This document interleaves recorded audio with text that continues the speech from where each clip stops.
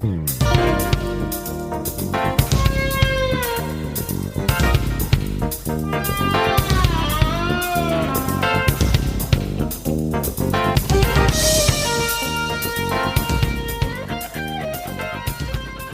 to the More Perfect Union, the podcast that offers real debate without the hate. I'm Kevin Kelton, and as always, I'm here with Greg Matusak.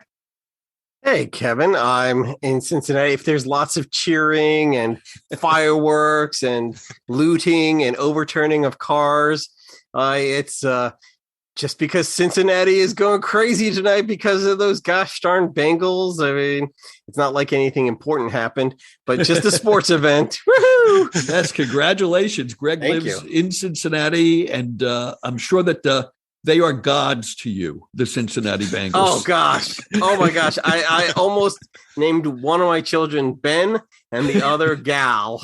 I mean, that's how much the Bengals mean to me. And Ward Anderson is here. The Dr. Johnny Fever of the More Perfect Union podcast. We lost Howard Hessman today. How sad. A little too cool to be here, but you know what? Has a good heart. Yes. Did you know Hessman? Did you ever meet him? Yeah. Rest in peace to Howard Hessman. He was, of course, Dr. Johnny Fever on WKRP in Cincinnati, and of course, from the TV show Head of the Class, plus a very long and diverse resume. That guy never stopped working. And we are very pleased to have a special guest tonight. Rich Rubino is here. Rich is the author of 5 political books. His most recent is called The Great American Political Trivia Challenge, Political Trivia on Steroids, and indeed it is. Rich has contributed more than 100 political analysis pieces to the Huffington Post, and he appears regularly on TV and radio. So we're honored to have him on our little podcast. He earned his master's degree in broadcast journalism. Can you tell I'm reading this? He earned his master's degree in broadcast journalism from Emerson College, where my son Elliot also matriculates. So we have that in common. And he comes to us from Marblehead, Massachusetts, where my ex-wife grew up. So we have that in common too. And he's also in Open Fire, Politics and Entertainment. We have that in common. Oh my gosh. It's like you're a member of the family, Rich. It's uncanny, really. It really is. It's all these eerie similitudes, the Twilight Zone here. Tell me, which one's which? Because now that you guys keep saying this, you two are blurring into like one being. It's like you're twins now. It's amazing. His ex-wife was from the town next door to me. I'm flabbergasted, really. Many people are flabbergasted that I actually got someone to marry me. So there you go. So, Rich, first of all, obviously you must have grown up being into politics, I assume, right? Oh, yeah. It's weird. It's kind of this congenital interest ever since I was young. And I remember the presidential figurines. And then, believe it or not, this goes back to the whole projector thing. C-SPAN came to Marblehead when I was about 7 or 8 years old. And I remember just becoming this gravitational attraction towards C-SPAN. For some reason, I like to watch all the congressional hearings, and I like to come home and I like to watch special orders. I like to hear folks like, some of the more crazy members like Bob Dornan getting up there all the time, and B1 Bob, if you remember him. And I was wow, he's really saying this on the congressional floor. So for some reason, I just got hooked, and it just this gravitational pull. And so what were you doing before you got into writing political books? I assume that wasn't the first thing you did out of college. Yeah, well, I mean, obviously, an undergrad, I went to Assumption and I studied political science and communications, and graduate school broadcast journalism.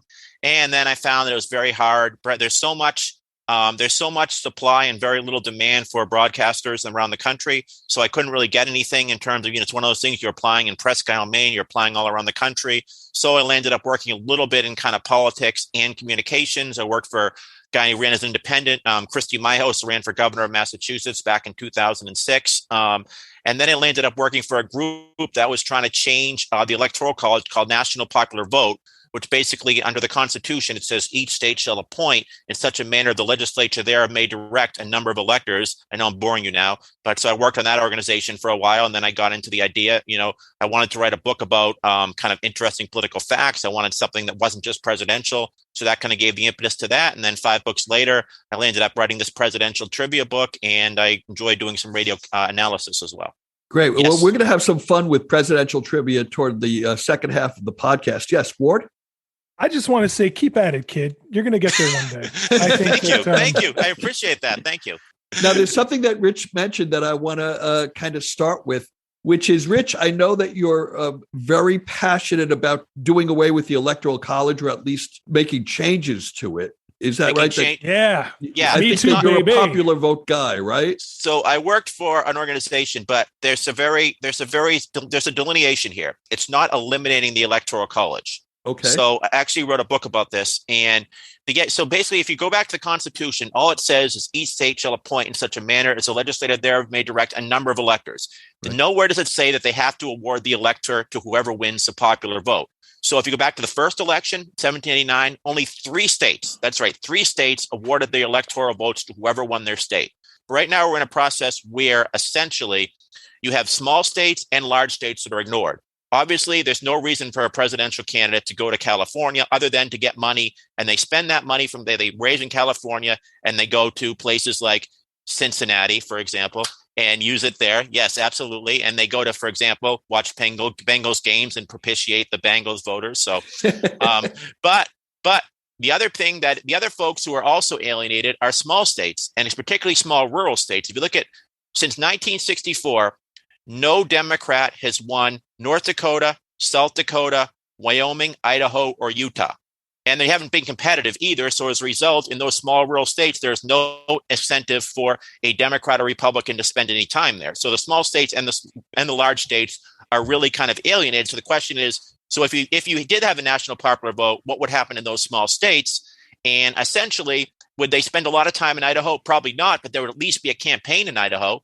Just like, for example, if you go to Ohio, for example, there is certainly every voter in Ohio is essentially equal. You're not going to spend all of your time in Columbus and Cincinnati, but you're certainly going to spend some time also in the rural parts as well. So how would you adjust the way the Electoral College works? Would you suggest that each state pass a law? Yeah. But how would that change how people, in other words, if it was mandatory that the electors go to the person who wins that state, how would that change the Electoral College nationally? No one's going to unilaterally disarm. So one state's not just going to say, you know what, we're going to do this and then lose all the power that they have. So It has to be enough states requiring the requisite 270 electoral votes. So what you're suggesting is that they give their electors to the person who wins the national electoral vote? They would agree if they're in the interstate compact, and they can leave the interstate compact. Right. But if they're in the interstate compact, then they would say essentially, so the state of Kansas, doesn't matter who wins the state of Kansas, it's whoever wins the national popular vote. If the state of Kansas is in the compact, the state of Kansas then says, whoever wins the national popular vote, we're going to award our electoral votes to that person. So as a result, you would not have a strategy where essentially the candidates just go and they essentially, do everything they possibly can to propitiate everyone in Florida and Ohio and New Hampshire with alienating people in Rhode Island and California. And, we have 3/5 of the state. It's basically on the electoral sidelines. They're just there to raise money. But essentially, there is no reason whatsoever right now for a candidate to go to Massachusetts or to go to Utah to campaign, because essentially, the results have been decided, unless there's some major third-party candidate or something. The results have been basically decided 2 years earlier. Right. And I've talked about this before.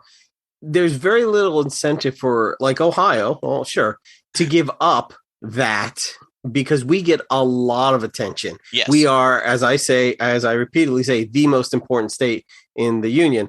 But the fact of the matter is, there's tons of money that gets poured into Ohio, whether it's broadcasting, whether it's paper flyers, whether it's management. There's tons of money poured in every year just on elections that you will not see in North Dakota, South Dakota, or in Wyoming. And it's very difficult. And I am sure, when I say sure, I know, wink, wink, that all these groups have lobbyists.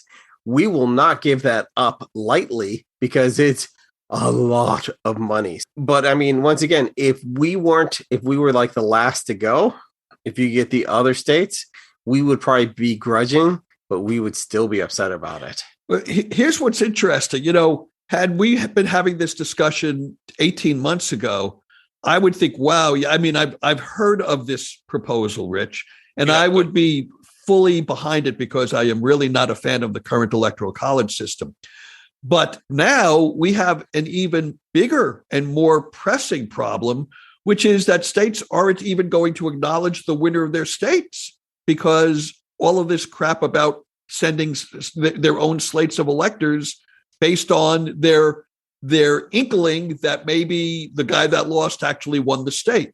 So what do we do with that? No, it is interesting. And that goes back to the fact that how kind of loose the actual language in the Constitution is. It reminds me, I mean, this is somewhat similar, but the whole scenario about the Speaker of the House, could Trump become the Speaker? Yeah, there's nothing in the Constitution that says a Speaker of the House has to be a sitting member. So that's why people can essentially vote for somebody that's not a member of the United States House of Representatives. And that's why theoretically somebody could vote for Donald Trump. But you're right, though, certainly if the states do send their slates, if the states send their slates of electors and the ones that they essentially want to send, then it's going to become a constitutional crisis. And obviously, whoever's on the Supreme Court is going to be most likely the person that's appointed or nominated by whoever the president is, or is in the member, or is ideological proclivities of that specific political party. But you're right; it is very, very interesting. Certainly, dynamic between the states and the federal government right now. Well, that's a good segue to our first topic of the week, which is Justice Stephen Breyer finally announced that he has plans to step down from the bench after a brilliant career, I think, as an associate justice on the Supreme Court. There's a lot here to unpack. That Biden has already pledged to nominate a Black female justice, and that everybody seems to think this is a bigger deal than I think it is. But I'll throw it to you guys, and then I'll come back and tell you why I don't think it's as big a deal. You know, it always bothers me that half the country is like up in arms about something as crazy as a Black woman being qualified for this. And Rich, help me. I don't remember everyone being so upset when Saint Ronald Reagan said, there's a spot opening. I'm going to put a woman. They were. Oh, they were. Jerry Falwell was actually. Okay, Jerry. Okay, I meant real people. Yeah. Jerry. On. So at the time, actually, Ronald Reagan made that promise, and then when he decided he was going to nominate Sandra Day O'Connor, and Sandra Day O'Connor at the time was basically, she was a former state legislator in Arizona. There were questions that she had supported abortion rights, and Jerry Falwell gets out and he says all good Christians should oppose the nomination of Sandra Day O'Connor to the United States Supreme Court. So Barry Goldwater from Arizona, more of a libertarian conservative who did not like social conservatives, he did not hearken to them, says, you know what? He says every good Christian should kick Jerry Falwell's ass. Exactly. And I still stand by those words. In fact, I'm probably going to get that tattooed somewhere on me. By the way, I agree with you, Kevin, about that. I don't think it's the big deal that people are making it out to be. And only because of this. Obviously, if it was a Republican president and he was going to put another conservative on the court, it's already a 6-3 court. It would be 7-2, and that's a little bit worse. But ultimately, like the day that it came out that Breyer was going to retire, before he actually announced it, but the day that became news, the cable channels carried it every minute for the next, I'd say, 18 hours. Okay. There was no other news in the world except for that. And here's the thing. You have a Democratic president filling an essentially a liberal, or you could call it a Democratic seat. It's not going to change anything. The only thing that's going to happen is we're losing Stephen Breyer's gravitas. And this is nothing against whomever he ends up appointing, who I'm sure will be a highly qualified jurist. But we're losing 20 some odd years of experience, wisdom, and gravitas on the Supreme Court. That, to me, is a bigger loss than, the fact that we're going to make a representational appointment, which I think is wonderful, by the way. I have no problem with that. But I just don't think it's the big news item that they made it out to be this week. It's a good thing that he's retiring. I'm sure that Biden is going to choose someone who's eminently qualified. They will get confirmed, but it's not going to change the world. It may help a little bit in the midterms for the Democrats, but other than that, I don't think it's a big deal. Oh, I think it will help a lot, especially after the past 2 or 3 weeks that Biden's been having. This is at least something he can say, hey, progressives, I still remember you. This is something that says, I still, see the left side. I believe in you. I'm fulfilling campaign promises the best I can. And I think this is exactly what they needed right now. Yeah, but Republicans will turn out to the polls after a conservative justice has been nominated to the Supreme Court. Democrats don't do the same thing. They shrug their shoulders and then they don't show up anyways. Now, a lot of people are saying, well, he promised before the election that if elected, he would nominate a black woman to be a Supreme Court justice on his first choice. A lot of people are saying, hey, why not Kamala Harris? She's qualified and she would be a dynamic justice. And then you could appoint someone or choose someone to be your vice president who maybe has a better chance of succeeding in 2024 if Biden doesn't decide to run. I have a reason why that would be a bad decision on Biden's part. But Rich, I'm going to throw to you. Maybe you're going to say what I'm thinking. No, I completely agree. First of all, the idea that she would actually take this, remember, this is someone that gets elected to United States Senate, 2016. 2 years later, she's running for president. She's in her first term and she's running for president. This is someone who's had the ambition of becoming president of the United States, and she was probably a very young person. Why would she essentially say, you know what, I'm going to take a dead-end job where I'm working with clerks, where I'm writing opinions about constitutional permissibility of these arcane laws, as opposed to, say, being a potential presidential candidate. And even if she does not win in 2024, she's certainly going to try to run in 2028, 2032, something to that effect. But that is her ambition. She is not somebody who has always wanted to be a Supreme Court justice. If she were going to do that, she could have definitely taken that tact. But the fact that she went essentially from a prosecutor to a district attorney to a United States senator, as soon as she gets elected to the United States Senate, she says, you know what? I'm going to run for president. She obviously has that ambition, and she has that ambition just almost like Hillary Clinton had. She has an ambition, and she would absolutely die for it. So why would she essentially give that up to go into the United States Supreme Court? Right. I don't see it. But here's another reason why it would be bad politics for the Biden administration. Let's say he nominated her and she accepted the nomination, right? That means that not only would she have to be confirmed, but then a new vice presidential candidate would have to, a new vice president would have to be nominated. And that creates a second confirmation battle. And what would happen there is, again, just hypothetically, he nominates Kamala Harris. She gets confirmed, even though Republicans are up in arms about her confirmation, but somehow she gets through, right? Then you still have the open vice presidential seat, which could not be confirmed before the 2022 midterms, which means the Democrats are probably going to lose the House, possibly lose the Senate. Kevin McCarthy is going to become the Speaker of the House. If the Republicans win the Senate, they will not confirm anyone for the vice presidential seat, which means if Joe Biden, God forbid, were to pass away, Kevin McCarthy becomes the next president of the United States. Agreed. I just want to say really quickly, the thing that always drives me crazy about all this speculation when we do these things is that it just gives people more credit than they deserve. It really does. It's kind of like when people be like, well, okay, so a president can't run 3 times. That's true. Okay, but here's how you would do it. He's going to run as the vice president, and then everyone knows that the president will then step down. He'll resign immediately upon taking the office and then give it to the vice president. And that's how Trump gets 8 terms. And he'll always do these things. And I just go, oh my God, we talk about how incompetent these greedy dipshits are all the time. And yet we give them these nefarious plot lines that the WWE hasn't even come up with.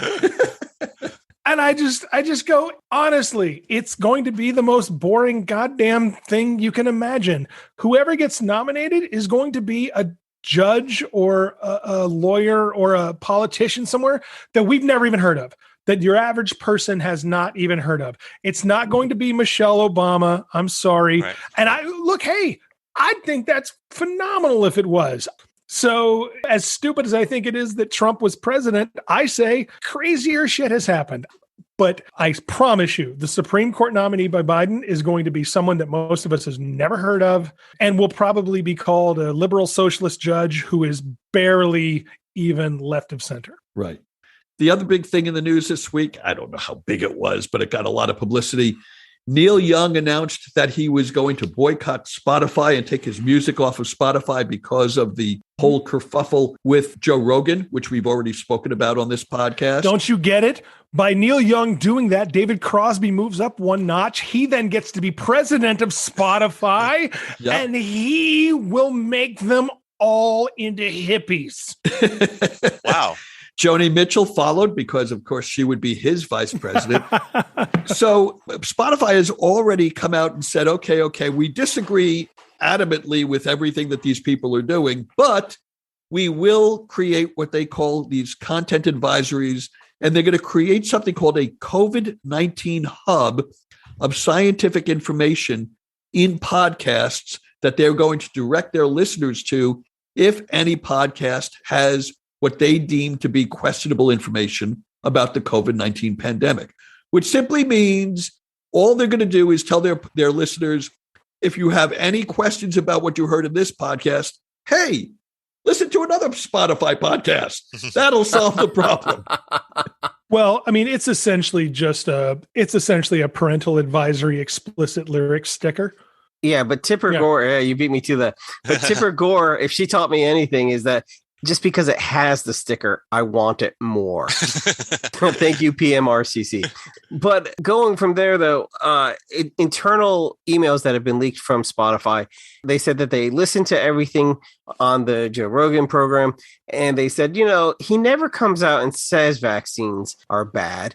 He would just say things like, hey, what's so good about vaccines? Can anyone tell? He would ask these really leading questions, and the guests would say something, and they were like, can we really fault him for his guests and stuff like that? So they were like, Joe hasn't said anything bad. He asks a lot of leading questions, and sometimes they border, but we can't.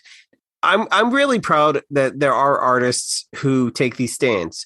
On the same time, though, Neil Young is super rich and can afford this. And that's awesome.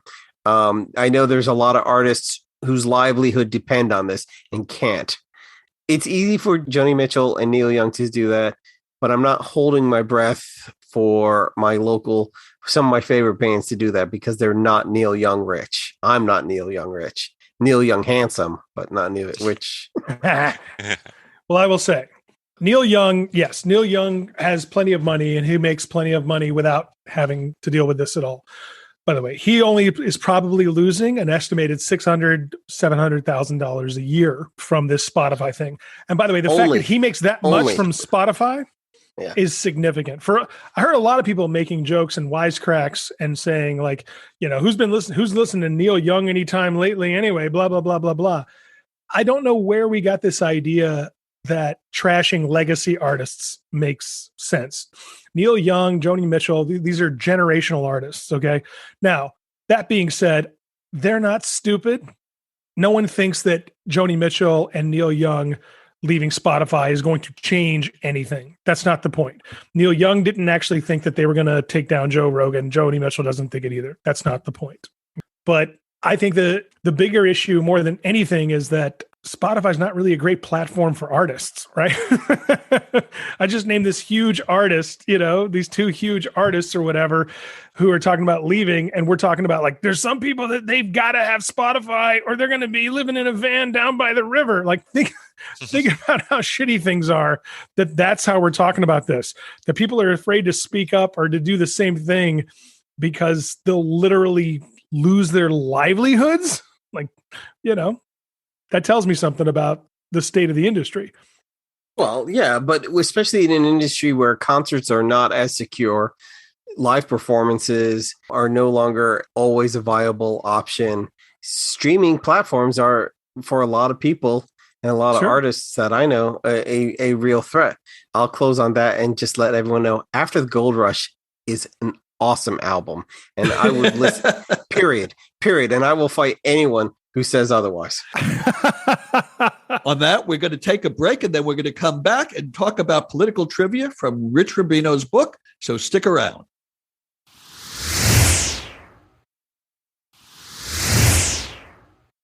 And we're back with our regular panel, Greg Matusak and Ward Anderson, and our guest, Rich Rubino. And now we're going to have a little bit of fun. Rich, as we mentioned in the first segment of the podcast, you wrote a book called The Great American Political Trivia Challenge. I know you wrote it as a way to try to bridge the divides between conservatives and conservatives and liberals. I think maybe you have a chance of bridging the divide between conservatives and Republicans. I don't think you have a chance of bridging any divides between liberals and conservatives. But with that in mind, Rich, tell us a little bit more about what your goal was with this book, and then we want to have some fun with political trivia. Yeah, so the first book I did was about little known facts, and I did that because I was actually looking myself for a book that was about facts in American politics, and all I could find were presidential fact books, and they were just very simple. They were who was Gerald Ford's vice president, very simple, Nelson Rockefeller, yes, very very simple. And then I wrote that book. Then I did interviews, and the people would always ask about political quotes. So I said, why don't I write a book about political quotes? So I wrote a book about political quotes in history. Then I wrote the book about the Electoral College. Then I wrote an all-encompassing book called American Politics on the Rocks. And then I decided that people would say, why don't you make this like a Jeopardy game? So I said, yeah, but if I make it a Jeopardy game, I don't want it to be boring, just questions and answers. So I want to be as fulfilling, and I want it to be as interesting and sometimes comical and detailed as possible. So sometimes it might be just a quick question, quick answer, but for the most part, it's I think they try to make it very interesting, of everything from presidents and then presidential campaigns and then presidential quotations. Same thing with Senate, same thing with House members, same thing with governors, gubernatorial campaigns, pretty much everything. It runs the gamut from celebrities commenting on politics to essentially mainstream politicians commenting on politics. So it's about 500 pages. Cool. Yeah, it's a big book. I wish my novel was that big. So, so Rich, with that in mind, I think you picked out some questions for the three of us. Yes. So why don't you kind of play? I won't say Bob Barker, but why don't you kind of take over the role of host of this little game show and see how we do, and we'll add up our scores at the end. Okay, so here's one. So after losing the Democratic presidential nomination in 1992, they asked this candidate what he would have done differently. And part what he said is I would have had Ross Perot adopt me. Okay, I have a guess. I'm going to just guess because it's a funny quote. I'm going to think Jerry Brown. No, but that's very close. Is it Ted Kennedy? Was he still running? No. No, that 1980 he was done. Oh, yeah, all right. Let me think. Hold on. 1992. You said 1992? Yeah. I was in Europe that year, so I don't feel bad. Okay, I'm going to take another one. Bob Kerrey? No, that's another good guess, though. Okay. Well, they're just people that ran that year. That's why I'm guessing. Yeah. Wait. Was he from New York? I hardly remember. No, he wasn't. Okay, I'm going to take a final guess. Paul Tsongas. Yes, Paul Tsongas. I should have known he was a Massachusetts guy. Okay. Yes, I didn't know he ran. Oh, yes. Of course. Yes. Remember, that was along those same lines. So here's another. I'll give you another one about Paul Tsongas since we're on that track now. So Paul Tsongas that year, this was 1992. He ran a political advertisement where he was essentially in the water and he was kind of doing, swimming. And he was saying he's swimming against the tide. And there was a certain governor in this country who was very popular with a Democratic base. And Bill Clinton, Paul Tsongas, Jerry Brown were all trying to get this person's endorsement. The next day, this person said, I'm less likely to support Paul Tsongas because he looks better in a bathing suit than I do. Well, I know who was a very popular Democratic governor at that time. So I'm going to just hit my red button and say Mario Cuomo. No. Oh, okay. This would have been somebody. Think cowboy boots. Oh, was it female? Yeah. Okay. From Texas. Help me out here. Ann Richards. Ann Richards. Yes. Ann Richards. I'm going to give that one to Greg because he knew it. He just didn't. He couldn't. I got Ann out, and then you. Here's one that you might find interesting. Which United States president is basically forgotten in the United States, but he is a legend? They actually have a holiday for him in Paraguay. I'm going to take myself out of this one because I skimmed the book and I saw that one. Is it Harrison? No. Tyler. No. Monroe, because of the Monroe Doctrine? No, good guess, but no. Okay, so tell us who it is. We're going to flip all the cards on this one. Who is it? Flip the cards. The Pride of Ohio, Rutherford B. Hayes. For the record, there's more presidents from Ohio. You know that, obviously, than any other state. So that's why I went with, You know why he's the legend in Paraguay? Why is that? He was president in Paraguay and Argentina, and about 60% of the land. So Hayes was president. He negotiated, went to Paraguay. So Paraguay basically benefited from this treaty that the United States. He had nothing to do with it. He had very little. Part of it was the Secretary of State, William Everett, did a lot in terms of negotiating with it, but he had very little to do with it. But he actually, he got credit for it. So as a result, there's a national holiday for him. There's a soccer team for him. There's a villa for him, and there was actually a game show. And the winner got to go to Fremont, Ohio. This was a reality TV show to visit the Rutherford B. Hayes Presidential Library and Museum because he is such a legend in the country of Paraguay. Really? Okay. That's more Rutherford B. Hayes trivia than I think anybody needs to know. So let's go to the next question. And we're killing it. Here's one you might like. So back in 1960, remember John F. Kennedy's credited for winning West Virginia? Yes. Because he wins as a Catholic in a 95% Protestant state. But he had an opponent that year, and part of the reason he won West Virginia is he had Robert Kennedy basically started a rumor that this person was a draft dodger in World War II. However, Carol Hines. However, he was not a draft dodger. He had actually tried to go and serve, but they told him because they said he had a hernia, so therefore he could not serve. So they spread this rumor all over West Virginia, and that was part of the reason why he won. And the day after he lost West Virginia, his wife basically shook Robert Kennedy up and shook her hand, and she said, "I was really, really regretted shaking his hand after what he did to us." Was it Nixon? No, this is a Democrat. The primary. I'm going to guess Lyndon Johnson. No. Then Hubert Humphrey. Yes, Hubert Humphrey. Okay. Oh, that was a good one. Yeah. Hubert Humphrey. Yes. They had quite the rivalry. So one last question, Rich. I hope you saved your best for last. Okay. So just along the same way, who was in 1976? Who was the first United States senator to endorse the candidacy of a very obscure former governor of Georgia named Jimmy Carter? Oh, the first governor to endorse him? No, the first United States senator. Senator to endorse him. Wow. Tough one. Give us a hint. It is somebody who is known to talk a lot, and he's still known and has a political career even today. Oh, okay. Biden, yes. Yeah, Biden. Wow, good one, Greg. I actually knew that someone had mentioned that earlier, and I'm a huge Jimmy Carter fan. I really am, except for that last year.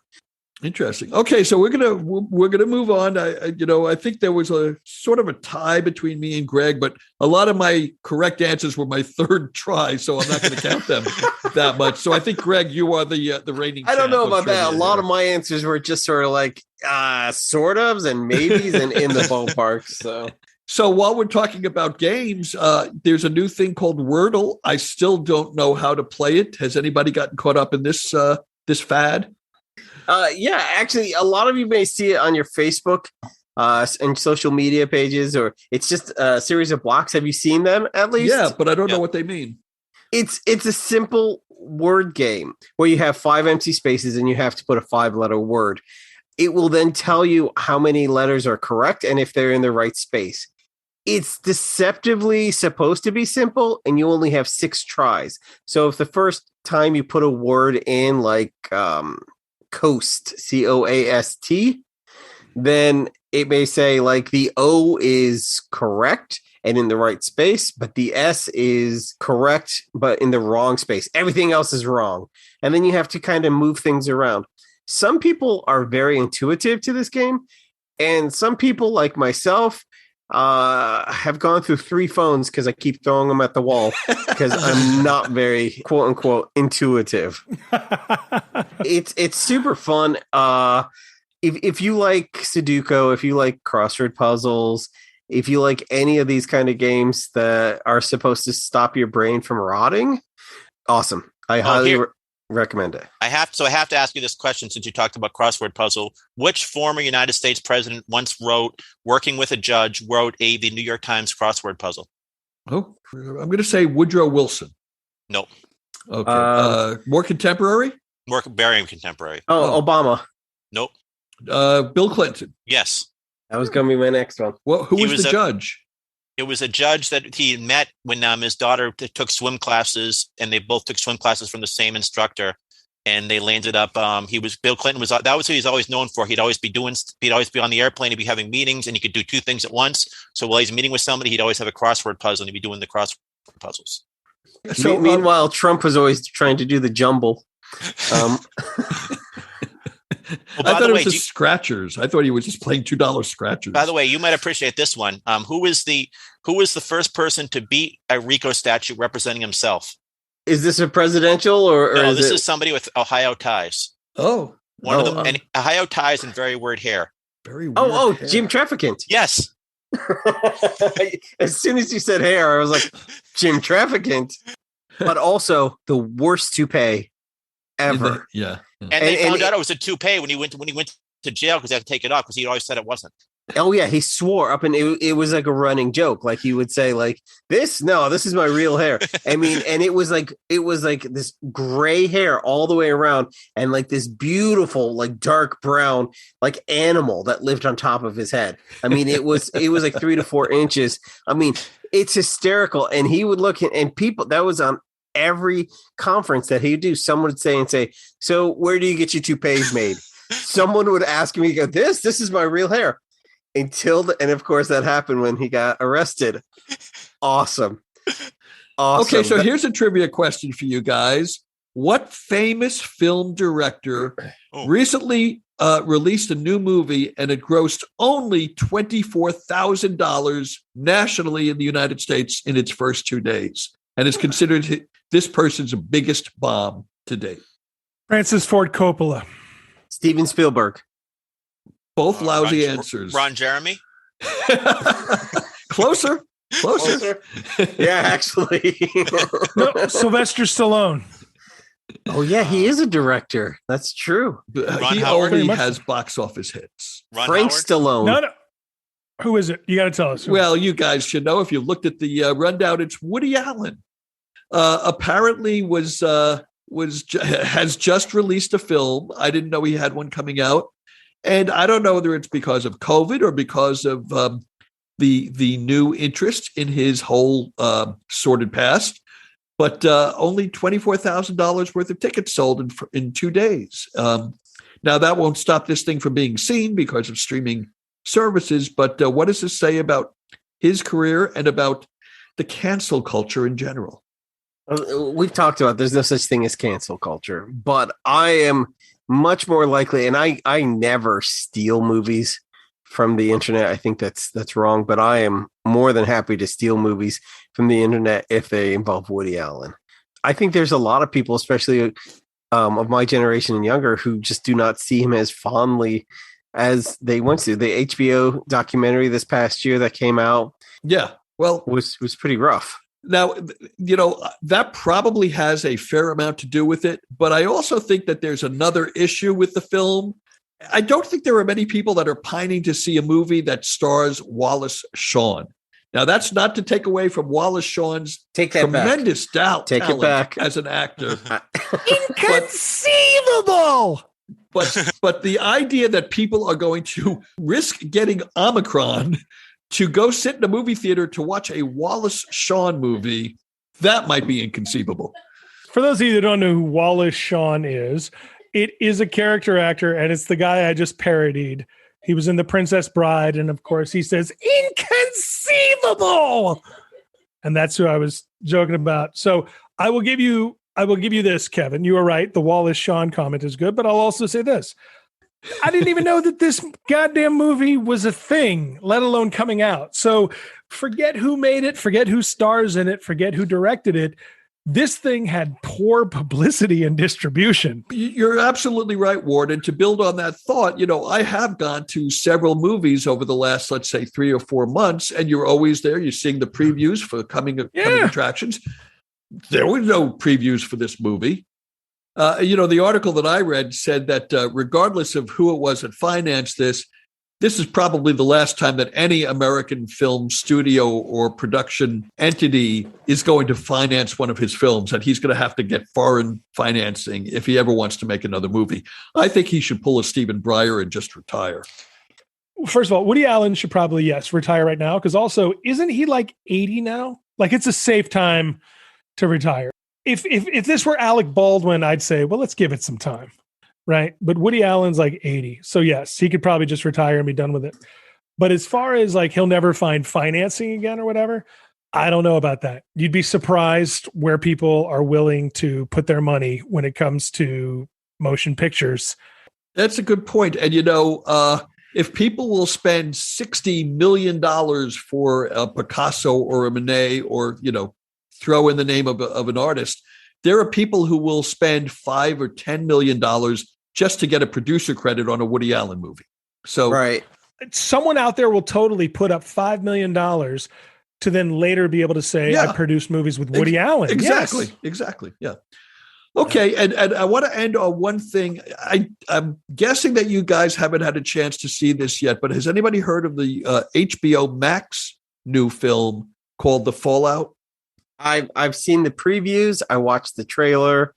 It's on my maybe list. Okay, but I'm put not it on sure. your must-see list. I don't know. I will tell you, I watched it. Now, my taste isn't necessarily everybody's taste, but I'm giving it 4 thumbs up. I'm borrowing one from each of the two of you, Greg and Ward. Rich, I won't borrow yours. But I think this is possibly the most authentic and the most honest teen movie ever made. And I found much of it gripping. It wasn't a perfect film, but I think that it's an excellent movie. I'm not going to divulge anything about it because there are some spoilers. But The Fallout, HBO Max, if you have access to it, I think it's well worth your 90 minutes or whatever the running time was, or 110 minutes, whatever. Well, Rich, I want to thank you for stopping in. You were a fascinating guest to have on. Yes, well done. Thank you. I greatly enjoyed it. This was superlative. Oh, good. And we'd like to have you back. I can say that right now without even asking the other two guys for a vote. He wasn't going to ask us anyways, but yes, we would like to have you back. I would love to. Absolutely. I would love to. We'll make that happen. Well, with that, we want to thank everybody for listening. If you like what we do here, please post our link on your Facebook timeline and tell your friends about us so they can listen too. And we also have a Twitter page, or rather a Twitter handle called @MPU Podcast. And we're also on Instagram at MPU Fan Club, so you can look for us there. And as I mentioned to Rich, he found us in a Facebook group called Open Fire Politics. And we would like to invite everybody else to join Open Fire Politics. By the way, it's called Open Fire Politics and Entertainment now. We broadened the topic area. So if you like talking about politics, if you like talking about pop culture or entertainment, or you just want to see other people yell and scream at each other about it, and you don't get enough of that on your own timeline, come join us in Open Fire. We would love to see you there too.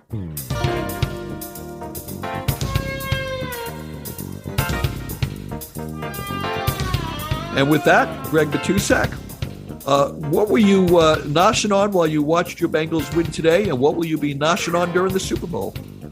I was actually not. I was actually reading a book, but this week I'll be reading Rich's book, the political trivia book.